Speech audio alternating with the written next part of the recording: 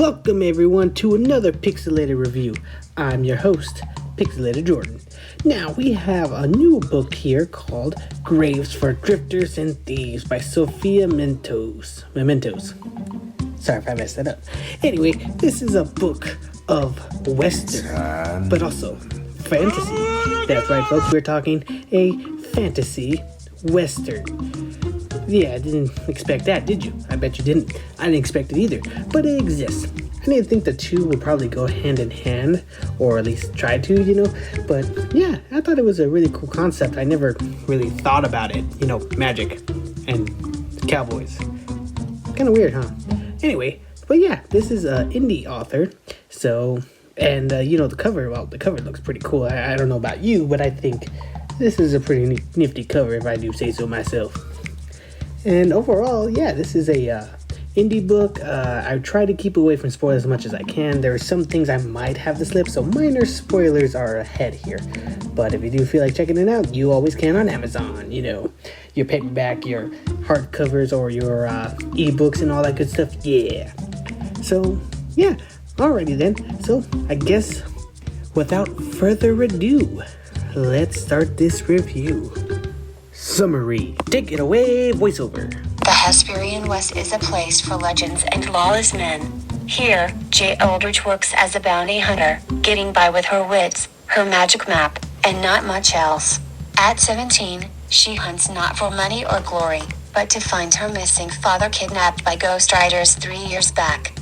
When a saloon brawl brings Jay to the enigmatic Harney gang, she feigns interest in assisting them, hoping to turn them in later on.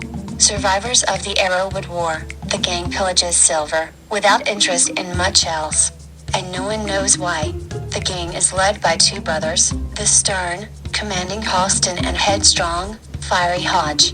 Joining them is an aristocrat turned outlaw, a rugged, snake-skinned Asmarian, and a young storyteller with a mysterious past. Trekking across the wilderness, the group encounters warlocks, monsters, and gunfights in the service of Sterling Bird, the gang's crooked boss. Jay learns that the gang is not what they seem. They also stand on a razor's edge, not just with the law, but with Sterling himself. Jay finds herself growing closer to the Harneys, especially Halston. Staying with the gang could lead Jay to a noose's end, but Halston harbors a secret that could change her life forever. It is then Jay learns that her loyalties, wherever they may lie, do not come without a price. The good. So in this story, there's a whole lot of characters I could definitely say. I think the main cast is pretty good overall when it comes to like your balance, your main character. I do like her attitude most of the time. Like she's tough, she's scruffy, and she just like that has no quarrels with anybody. Like. She does her thing, and she's pretty good at it. And I do like the beginning of the prologue, and it does kind of actually really does elevate the chapters going, hey, she has a reason to do this. And I do like it a lot. It does really help you, get attached to the character and her motivations. Other characters, too, they have some pretty fun dialogue exchange and stuff like that, which is obviously really good. And one thing I actually do like really a lot about this is the gods in this universe. I like a lot of like gods kind of that's their own thing, not like your Norse mythology or Greek or whatever. Like those kind of bore me for some reason, and I don't know why it does, but I don't find those fun in books, and I don't find them that creative for whatever reason. I don't know why. I feel like they're lacking for some reason, and I don't know why I think that way.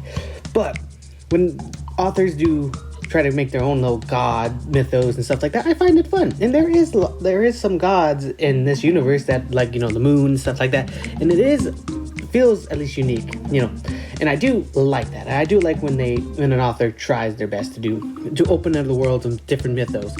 Matter of fact, ghosts exist here, and there's even a moment where the monster exists, and it's a really intense fight because you got these cowgirls shooting down these monster-looking creatures, trying to protect. The monster's trying to kill them, but by protecting something else. And it was my favorite moment of the entire book. Like that was like intense, and I absolutely love it every time. Other than that, though, there is like the whole magic thing, and I do want to talk about that a little bit later. But this was yeah, when it comes to the good, there is the characters more often than not are solid. The motivations worked. The world building when it comes to its gods and goddesses are really cool, and some of the magic is I think is pretty fun for definitely a Western setting.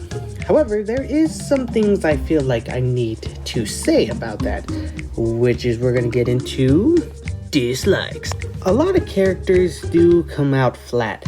For example, the lizard dude of this universe, he's okay. He is just a tough guy, and that's about it. He didn't really make an impact other than he's a lizard dude, which kind of sucks because, you know, he's the most interesting out of all of them because he's literally a lizard snake dude.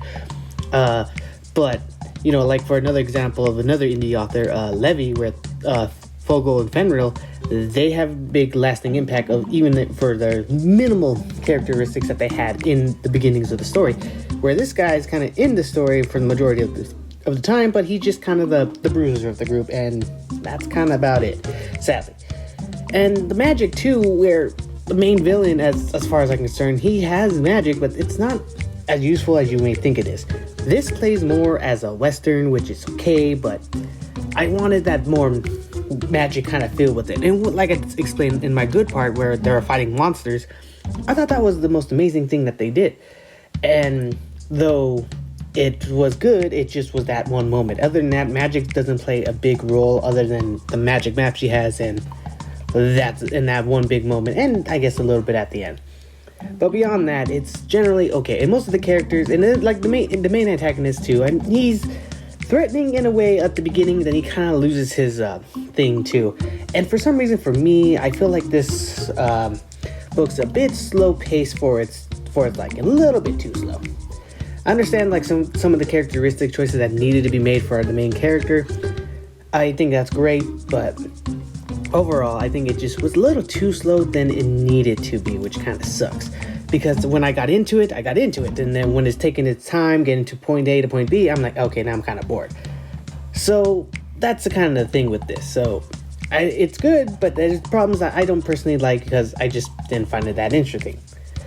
But I guess I can explain it in the overall section. Overall, I think this is a solid entry for an indie author specifically, to start out as. This is something that's very fun and, you know, in its unique way of having fantasy and Western, because I never even thought about that. That sounds pretty cool. You know, you got aliens versus zombies, or alien versus cowboys, or cowboys versus zombies and stuff like that, you know. And it's good, it's fun. And though the magic thing, which sounded really cool, it plays a very minimum role, and it doesn't have that bigger impact that I wish it kind of did. And that's kind of what sucks, you know. It leans a lot more to the Western, which is fine. I'm not going to argue about that. If you like Westerns, that's okay. That's for you. But for me, I was like, oh man, that sounds cool with Western and magic together. It's okay. Like I said, some of the characters do fall flat, and the antagonist was a good idea at the beginning, and kind of fell flat at the end, which kind of sucked. But overall, this is something I can go, okay, this is a solid entry. It is competent in its work, and I do really enjoy it. And the story itself was more or less good. It got to the point, but like I said, it was very slow at points. And the character motivation worked. It did kind of slog a little bit in the middle there, because like her motivation was to find her dad. And well, then it kind of deviates quite a bit. So, and there's also some Deus Ex Machina that happened at the end. So that was like, oh wait, that's kind of weird. Beyond that, I could see this being an excellent story later on, you know. When the second book, whenever it comes out, yeah, I'm definitely on board with that. This sounds absolutely amazing. I just hope that in the next book, we lean more into the magic side of things. The gods and all that stuff are cool and all that, but let's lean more into the magic side with monsters and different kind of weird magic if you want to. I think it'll be great. And, you know, you have your Western as it is, because it's its identity, so hopefully in the second book, we can go see how magic and Western really can be combined, balanced, if you can. I think that'd be amazing. So, yeah. I guess I'll give this book a rating now. So, 4 graves for Drifters and Thieves. I give it a rating of... check it out. I want to thank you all for watching. I appreciate it. If you want to see more book reviews, I have plenty more to go for. So yeah, here's this one, and here's some plenty more you can check out, and I have a playlist below, so you guys can check that out as well. So thank you for watching. I hope you have a great day.